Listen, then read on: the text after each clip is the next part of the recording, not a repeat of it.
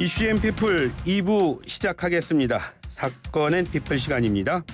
오늘 살펴볼 사건은요. 강원도 춘천시 초등학생 어린이 실종 사건입니다. 다행히 실종 닷새 만에 무사히 돌아왔지만 발견 장소는요. 놀랍게도 충북 충주였습니다. 그래서 더 궁금한 게 많은데요. 백기종 전 수서경찰서 강력팀장과 이번 사건 알아보겠습니다. 팀장님 안녕하세요. 네, 안녕하십니까. 백기종입니다. 예, 반갑습니다. 네. 팀장님 먼저 이번 사건 개요부터 한번 정리해 보겠습니다. 네, 사실 전국적으로 굉장히 핫한 그 이슈가 된 사건이었는데요. 초등학교 그렇죠? 예. 지금 11세, 예. 뭐 일부에서는 12세로 나오는데 만 11세로 알려지고 있죠. 예. 초등생 11세 여자 어린이가 지난 10일 오후 밤 10시경 그 콜택시를 타고 춘천 시외버스 터미널로 이동을 해가지고 예. 서울로 가는 버스에 탑승해서 예. 그 롯데월드가 있는 잠실역 2호선 8호선 운행하는 잠실역 근처 예. 롯데월드 인근에서 이제 그 이 11세 된 초등학생 휴대전화 신호가 끊겼습니다. 나중에 확인을 해보니까. 예. 근데 이제 부모들은 밤에 나갔는데 다음날 돌아올 거라고 생각을 하고 친구하고 노나 이렇게 했는데 돌아오지 않아서 오후 1시쯤에 경찰이 실종 신고를 하죠. 자, 이렇게 돼서 경찰이 이제 긴급으로 신고를 받고 수색이나 수사를 시작을 하는데 예. 아이가 지금 그 생존 반응이 이제 없었던 거죠. 뭐 예를 들어서 뭐 예.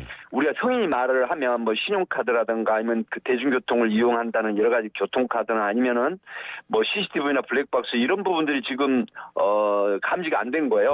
그 생활 반응이나 생존 반응이. 그래서 예. 이제 긴급으로 전국의 실종 수배 전단지를 작성해서 배포를 합니다. 예. 자, 이렇게 됐는데 지금 아이가 14일 날이죠. 지난 14일 날 저녁 8시쯤에 예. 엄마한테 메시지를 보내요. 예. 엄마, 나 충주인데 무서워요. 예. 이래서 이제 사실은 그 사이에 취재를 해보니까 예. 전화기가 꺼졌다 켜졌다 하는 상태가 이제 됐어요. 그래서 예. 경찰이 계속해서 이제 수사를 했었는데 예. 이때 통신 수사를 해가지고 예. 충주에 있다는 걸 알고 예. 충주시 소태면에 있는 빈 도전 공장이더라고요. 예. 여기서 이제 그 급습을 했습니다. 그런데 예. 50대 남성이 먼저 발견이 됐는데 예. 50대 남성은 실종 아이와 함께 없다 이렇게 거짓말했어요. 그래서 예. 이제 2층에 수색을 해보아서 예. 이 아이를 무사히 이렇게 발견을 해가지고 지금 해바라기 센터에 인계를 해서 예. 수사를 계속하고 있고 예. 50대 남성은 현장에서 현행범 체포를 한 그런 상태입니다. 예. 지금 그 수사를 하시다 보면요. 지금 생존 반응 말씀하셨는데 뭐 CCTV에 모습이 찍히거나 아니면 뭐 개인의 신용카드를 사용하거나 그렇죠. 예, 그랬으면 좀 나은데 그렇지 않았다는 말씀이신데 그런데 그렇습니다. 수사를 하시다 보면 이게 의도적으로 그랬을지 아니면 정말 우연하게 안 하는지 뭐 이런 경우도 있지 않습니까? 아닙니다. 거의 예. 지금 이 상황은 예. 그 SNS에 예. 지금 밝혀지고 있죠. SNS에 이제 소위 말하면 뭐 맛있는 거 사주겠다, 친하게 지내자 이런 식으로 이제 회유를 하거나 뭐 친절을 가장한 어떤 목적을 가지고 접근하는 건데 예. 지금 현재 밝혀지지는 않았지만 예. 잠실역에서 신호가 끊겼잖아요. 다음 날. 예. 그렇다라고 하면 이 50대 남성이 과연 잠실역 인근에서 만나서 같이 충주로 갔는지 아니면 예. 충주까지 유인을 해서 자기가 기거하는 주거지로 오게 했는지 모르지만 통상적으로 지시를 합니다. 예. 이제 실종 신고가 되거나 경찰이 수사를 하기 때문에 예. 휴대폰을 끄고 어디까지 와라 이런 식으로 할 수가 있거든요. 그래서 예. 아마 지금 이런 경우는 이 50대 남성이 약취 유인을 한 혐의가 있는 50대 남성이 시켜서 그런 것일 가능성도 높다 이렇게 봅니다. 저는 먼저 말씀만 듣고 그 서울에서 만나서 같이 뭐 충주까지 내려갔나 이렇게 생각을 했는데 지금 팀장님 말씀 들어보니까 이게 전화기가 꺼지거나 이런 상황으로 봤을 때는 뭐 지시에 의해서 움직이고 뭐 어떤 정말로 위험한 의도가 있었다 이렇게 예상을 할 수가 있는 거군요. 그럴 가능성이 있죠. 왜 그러냐면 예. 11세 된 초등학교 여자아이가 예. 밤 10시에 이 콜택시를 불러서 차를 타고 그다음에 시외버스를 이용해서 서울까지 올라왔단 말이죠. 예. 그러면 잠실역에서 만났는지 아니면 다시 지시를 해서 충주까지 버스로 대중교통이나 이런 걸 이동을 했는지 이건 예. 지금 조사 중에 있으나 예. 전 제가 볼 때 굉장히 그 심리적으로 종속을 시킨 그런 상황 같습니다. 심리적으로 종속이 되는. 네네. 예. 그 SNS에 계속 주고받으면서 신뢰를 형성을 하거든요. 예. 보통 우리가 라포르라고 하지 않습니까? 예. 예, 그런 형상일 가능성이 높죠. 특히 어린 아이 그러니까 초등생일수록 지금 말씀하신 그 SNS 등을 통해서 심리적으로 종속이 될 가능성이 크다는 말씀이신가요? 그렇습니다. 왜 그러냐면 아이들이 인지 능력이 발달하지 않고 사리 예. 분별력이 지금 떨어지지 않습니까? 예. 그렇기 때문에 이런 경우에는 SNS 상에서 심지어 자기 가족보다 더 신뢰를 해버리는 경향이 가끔 있어요. 예. 믿어버리는 거죠. 그러니까 이런 걸 이용을 해가지고 결국은 의도한 목적으로 범죄를 저지를 목적, 뭐 성적 목적이나 이런 것도 있겠죠. 예, 이렇게 예. 돼서 이제 유인을 해서 예. 결국은 약취 유인하는 형태의 범죄가 이루어지고 뭐 어떤 성적인 범죄까지 연결이 되는 그런 추세이죠. 팀장님이 지금 그 50대 남성을 붙잡았습니다. 붙잡고 조사하고 있습니다. 그렇다면 팀장님은 이런 비슷한 사건 아니면 이런 상황이라면 이 남자 붙잡아서 먼저 어떤 거 조사하고 어떤 거 확인하게 됩니까? 이 남성이 SNS에 접근을 해서 예. 그 어떤 메신저나 메시지를 주고 받았는지 그리고 예. 어떤 형태로 신뢰를 형성을 했는지 이런 예. 부분을 먼저 보고요. 예. 그다음에 이제 그 가급적이면 통신에 관련된 수사를 하죠. 아, 통신 수사. 예, 그리고 그 CCTV라든가 뭐 블랙박스가 우리가 이제 보통 도심에서 예. 밖으로 나가면 예. 집으로 돌아올 때까지 14초에 한 번씩 포착이 된다는 그 보고서도 있거든요. 보고도 14초에 있거든요. 한 번이요? 예, 그렇기 때문에 예. 이제 그런 그 행동 패턴에 대한 예. 조사를 하게 되는 거죠. 아, 행동 패턴 조사하게 되고요. 네네. 그러면은 그 이 사람에 대한 지금 혐의는 어떤 거를 지금 그 둘 수가 있는 건가요? 지금 이 사람은 쉽게 말하면 이제 약취 유인죄, 약취 미성년자 유인죄. 약취 유인죄라는 게 있습니다. 예. 소위 말하면 어떤 그 소위 깨어내는 거죠. 예. 그러니까 뭐 신뢰를 형성하고 예. 그다음에 자기 지배하에 두는 이런 형태거든요. 예. 그래서 결국 이게 미성년자 약취 유인죄라고 있는데 이게 10년 이하 징역에 처해지는 그 중벌이 있습니다. 아, 중벌이고요. 네. 예. 그러면 근데 그 지금 그 어린이가 지금 그 뭐 외딴 장소에서 지금 발견이 됐습니다. 그건 감금이라고 볼 수는 없는 건가요? 그러니까 이제 약취 유인한 상태는 예. 미성년자 약취 유인이라고 하는 부분이 이 속에 이제 들어가는데 예. 예를 들어서 아이가 뭐 탈출을 시도하거나 어떤 범죄로 인한 예. 그 탈출을 하려고 하는데 이게 이제 그런 걸 뭐 막아버린다거나 뭐 물리력이나 강제력을 동원해서 감금을 한다 이렇게 되면 또 이 감금죄가 성립이 되거든요. 예. 그래서 뭐 보통 체포 감금죄는 아니지만 이게 감금죄라는 또 그 범죄가 또 되고요. 예. 그다음에 이제 그 아이를 같이 생활을 하면서 6일 만에 발견이 됐는데 예. 어떤 성적인 범죄를 만약에 했다라고 하면 예. 그 아동 청소년의 성범죄에 관한 법률로 또다시 다른 범죄로 처벌을 받게 되는 것이죠. 이번에는 그래도 그 팀장님 말씀한 내용을 들어보면요. 그 전화기가 끊겼다가 다시 부모님에게 전화를 메시지를 보내면서 어떤 위치도 좀 확인되고 그런 것 같은데 일반적으로 경찰들이 이제 어린 실종 신고 들으면 어떤 뭐 연락이 없을 때 어떤 부분을 먼저 이렇게 수사하게 됩니까? 네, 통상적으로 이제 그 실종 시 사건 같은 경우는 이제 성인하고 뭐 거의 유사하긴 한데요. 예. 이게 이제 성인 같은 경우는 경제적 문제나 뭐 사업 문제, 가족 간의 분쟁이나 치정 문제 이런 걸 들여다보거든요. 그래서 예. 이게 실종인지 아니면 가출인지를 보는데 아동 실종 같은 경우도 예.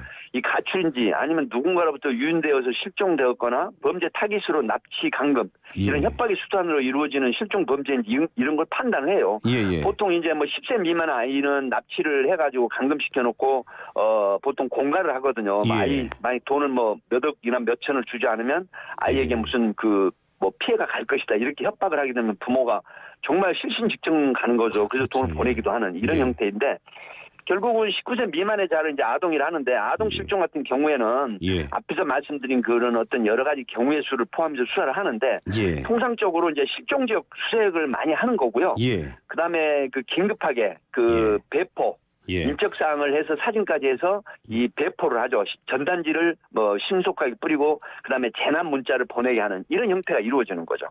예. 19세 미만을 아동이라고 하는군요. 그렇습니다. 18세까지를 아동이라고 합니다. 18세까지를요. 네네. 그 지금 뭐 그러면 지금 말씀하신 내용을 보자면 그 특히 뭐 박 팀장님 얘기 들으니까 뭐 그림이 그려지는데 그 뭐 경찰들은 뭐 집 주변에 있거나 아니면 서울 주변을 막 돌았을 텐데 알고 보니 그 메시지 뜨니까는 그때 이제 충주라는 걸 확인되고 그때 또 그쪽 지역을 갖다가 또 수사하고 뭐 이렇게 됐겠네요. 그렇습니다. 이제 공조 수사를 합니다. 춘천 예. 경찰서에서 이제 이게 실종 신고가 됐는데 범죄로 기인한 어떤 흔적 같은 걸 이제 예단하게 되죠. 판단하게 되죠. 이렇게 되면 이제 각 경찰서에 그 실시간으로 공조 수사를 하는데 예. 마치 아이가 엄마에게 여기 충주인데 무서워라는 그 메시지를 전달했지 않습니까? 예. 근데 이제 경찰은 이미 실시간으로 이 통신 수사를 하고 있었거든요. 예. 이거 충주에서 이거 그 기지국이라는 게 있습니다. 그 예. 기지국 간내에서 이제 뜨니까 예. 여기에 충주 경찰서에다가 공조수사 의뢰해서 충주 경찰서에서 현지로 출동을 한 거죠. 예. 그렇게 돼서 이제 50대 남성을 그 질문을 하고 아이를 발견한 이후에 이건 약취 유인죄가 혐의가 있다라고 해서 현행범으로 예. 체포를 해가지고 춘천 경찰서로 압송을 하는 그런 상태인 거죠. 팀장님, 무사히 발견돼서 다행인데 말씀하실 때 잠깐 언급을 하셨는데 아이 상태가 그렇게 좋지는 않은 것 같아요. 아이가 지금 뭐 여러 가지 보도가 되고 있습니다만은 이제 예. 취재를 해보면 예. 그 어떤 범죄로 인한 부분을 해바라기 센터에서 지금 조사를 하고 있어요. 예. 일단 부모 입회하에 하는 거고요. 예. 지금 이 아이가 건강 상태는 문제가 없는데 굉장히 불안해하는 모습을 보이고 그렇죠. 있다라고 합니다. 예. 불안해하는 모습은 두 가지로 추정을 할 수가 있어요. 예. 이제 가족을 떠나서 다른 낯선 사람한테 지금 같은 생활을 하게 되잖아요. 예. 소위 말하면 그 곳을 떠나지 못하고 예. 이런 부분에 내가 무슨 어떤 이해를 당하지 않을까 하는 불안감이 있는데 또 하나는 예. 지금까지 그 경험해 보지 못한 어떤 경험을 했을 수도 있어요. 그러니까 예. 소위 말하면 뭐 그루밍 성범죄라는 얘기가 있잖아요. 예. 뭐 굉장히 친근하게 해가지고 그다음에 신뢰를 형성해서 그리고 어떤 자기가 성적인 착취를 한다라든가 예. 이런 목적이었을 가능성이 높기 때문에 그런 부분에 지금 수사를 하고 있는 것이죠. 그 뭐 친하게 접근한 아주 좋은 뭐 분이었는데 그 사람이 아니었다 했을 때 느끼는 충격이 굉장히 크다 이런 그렇죠. 말씀이신 그 거죠? 예, 반항적인 그런 심리가 형성이 되면서 무서움이나 두려움이 생기는 그런 형태입니다.